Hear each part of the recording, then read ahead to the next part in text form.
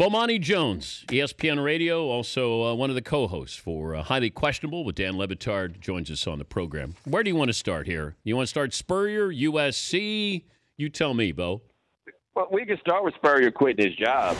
Like, can we call it what it is? He had a shift to work on Saturday, and he let him know he wasn't coming. Like, you can call it retirement all you want, but he quit his job. Unless I hear something about a health problem, he quit his job. Like, that's not good.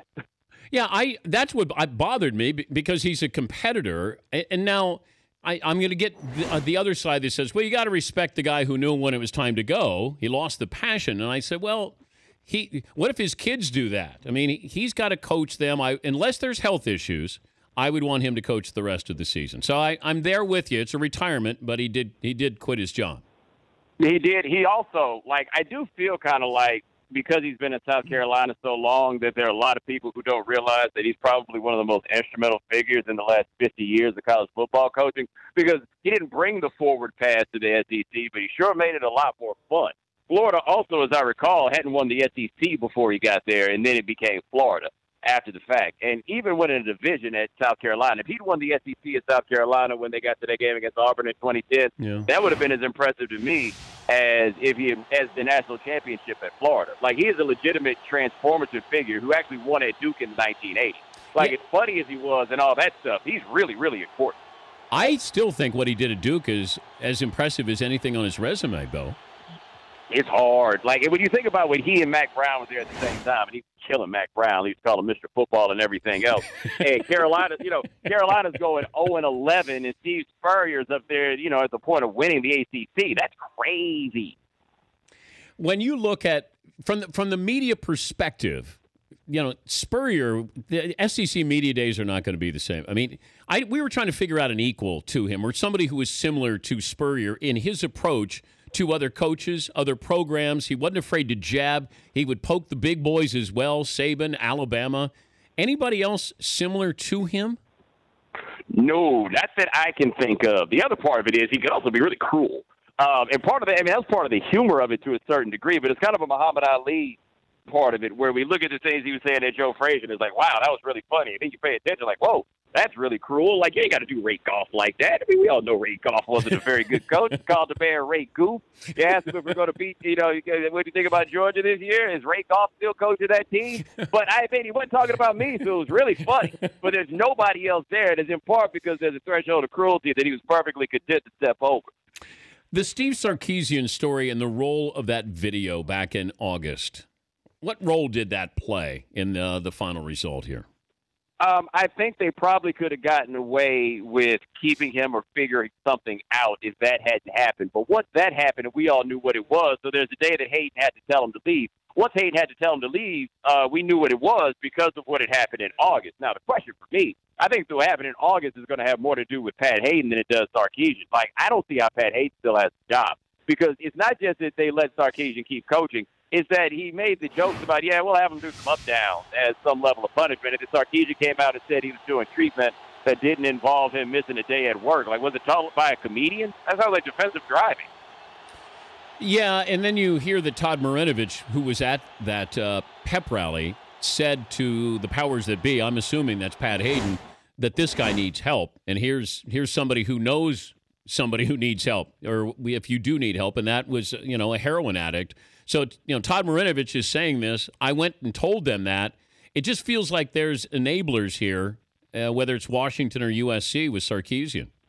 Yeah, but I also think that in that industry, that drinking is so prevalent. Like, we both know this. You start talking to people about off-the-record stuff, and it's all we know who the guys are who really drink. We know who the guys are who party the hardest and all of these things. And what I'm trying to figure out is if Sarkisian was doing all this drinking and stuff when he was at Washington, what was he like when he was at USC before he went to Washington? Because it's not like he's a stranger to this program. People knew who he was. So how was it that nobody looked at these things and was like, hey, I don't know if that's a problem? How much of that is just kind of like widespread, this is how coaches get down, and therefore they got confused? Or how much of this is just Pat Hayden just not getting how big a deal it was this dude drank too much? I think, there's a long laundry list of coaches who like to drink. I think that the profession leads to that. But if you're seeing somebody who goes blackout drunk that's when somebody needed to say something. And I know that he was their meal ticket in a couple of these places, but somebody needed to say something a long time ago, not at a pep rally or Todd Marinovich stepping forward. That's the sad part of all of this here. Well, the other irony of this to me is I think the big reason why he doesn't have a job right now is it also seemed to be pretty clear he wasn't the right man for that job. And it's kind of interesting that it seems like in August, y'all got to wonder if Hayden thought they couldn't afford to try to find somebody else to coach through the season because they had a team that was pretty good. So at first, he was too important to get rid of, and then I think it ultimately got to a point where he wasn't good enough to keep. Talking to Bomani Jones, yeah, I agree with you there. ESPN Radio and also with the co-host of Highly Questionable with Dan Le Batard and his father. Conversation that we had, and I think Paulie reached out to you after the conversation, is that, we saw Nick Chubb get hurt. Leonard Fournette, people have talked about maybe that he'll sit out or should sit out. And how do we pay kids? And I saw where, you had a Twitter exchange where you were talking about, okay, how do we take care of these kids? I think we're all in agreement that we should take care of them somehow, some way, but to what level? So how do I put that blueprint there, Bomani, that says this is what we're going to work with? Now, within the parameters here, let's try to come up with a plan. All right, now let's be clear. Most people don't think that they should be taken care of. Like, I'm staggered every time I see the numbers on people's opinions on this matter. Most people think that they are getting just exactly what they deserve. That's how I wound up in the discussion I was in, is that most people really feel like that they just get what it is that they deserve. Now, the question about what the blueprint is, I always stop a little bit short of that. There have been economists that have come up with this. A gentleman named Andy Schwartz, who does a lot of work for Deadspin, has come up with a pretty good thing on it. I always feel like the first question that we need to ask before we get there, because I feel like when people start talking about the blueprint, it's almost like if this were 1920 and we're saying, well, women need to be allowed to vote, and the response is, but then who's going to cook dinner? Right?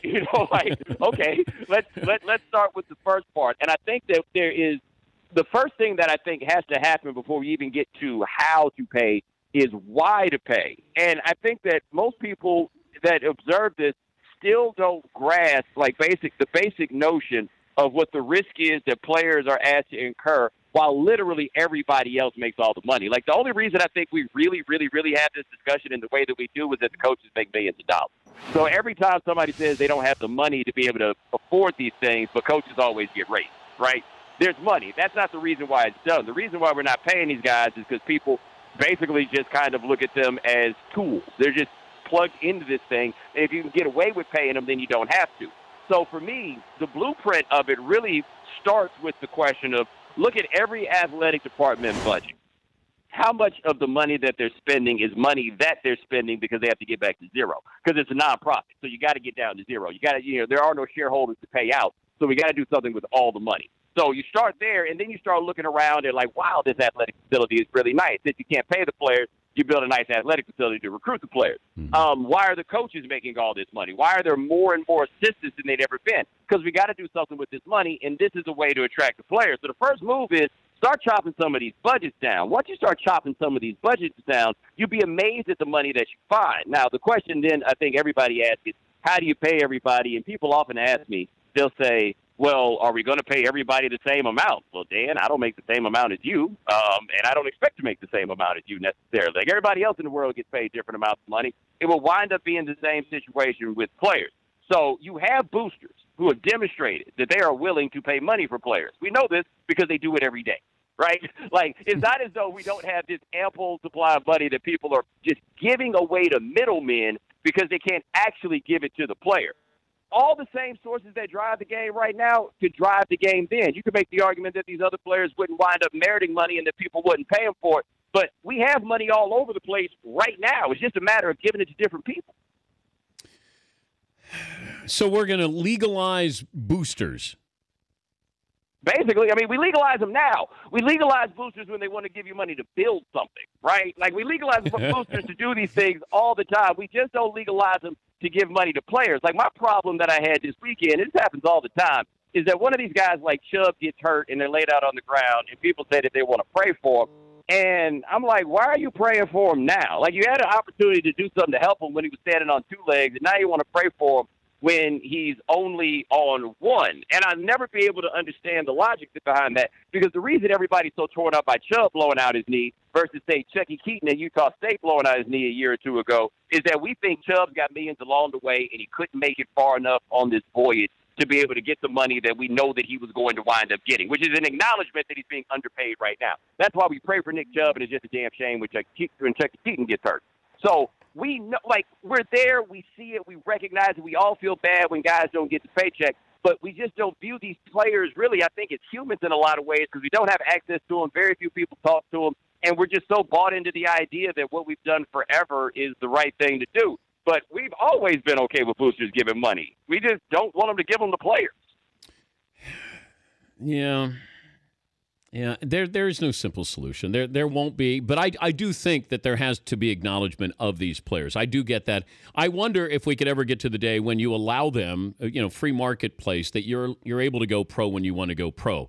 Therefore, you can earn a living just like basketball players because the NFL has this built-in farm system here. They don't want it to end, but would that help this where Leonard Fournette could be in the NFL after this year? Yeah, I think it could help, but I think it would help a very small number of players. Like, if we were to think off the top of our heads, like how many players we really thought were physically capable of playing in the NFL, say out of high school, the only ones I could give you that I could remember would be Herschel Walker, Bo Jackson, and Adrian Peters. Like, those are the only ones that I have to give. For Fournette, I almost feel bad in a way because I'm one of those people who think that if he could go after this year, he probably should. But any other college student that I talk to, I'd say don't become a grown-up until you absolutely have to. With these guys, because the shelf life is different and the money game is different, I'm like, hey, let her go. But the NFL, I always feel like if they got rid of that 3-year rule, nothing would change because nobody wants to die, right? Like nobody 18 years old wants to go into the NFL and to die. We see what the transition is just for them to play college football. So, like, the idea we're going to send an 18-year-old out to die, the teams could deal with that. The teams are going to look at an 18-year-old and be like, we'll take you in the 4th round. We're not going to take you in the 1st round. And that then would encourage guys to go back to school. Like, I think the whole rule that they have in place winds up being unnecessary.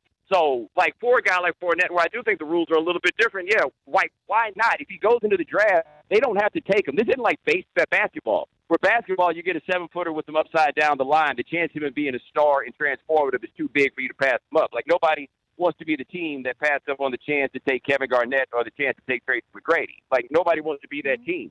Football is completely different. You can go get you another running back.